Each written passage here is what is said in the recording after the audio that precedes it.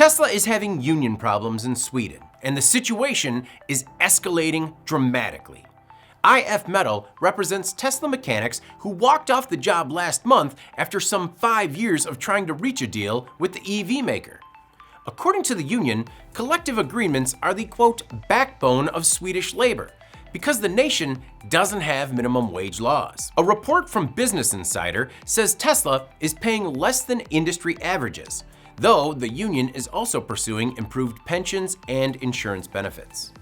According to Reuters, Tesla doesn't manufacture in Sweden, but the EVs are serviced by some 120 union mechanics. The automaker is facing mounting logistical problems as the unionization effort has spread, and other unions have joined the fight. The biggest impact seems to be coming from dockworkers, who for weeks have refused to unload Tesla vehicles at 4 key ports. Last week, the dockworkers extended the effort to all ports. Swedish ports reportedly received up to 3 shipments of Tesla cars per week. Since the strike started, that number of arrivals has dropped to 0. The Swedish Building Maintenance Workers Union also joined the fight, refusing to clean Tesla showrooms and service centers. That's according to a Wired report.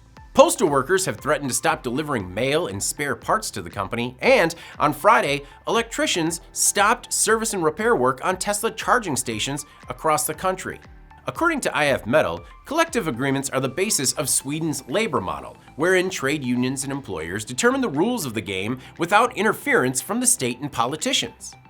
In Sweden, about 9 out of 10 workers are covered by these agreements.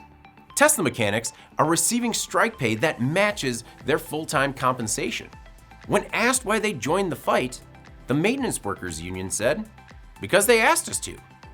Tesla is reportedly fighting back. According to IF Metall, the car maker has been flying in workers from other countries to cross the picket line.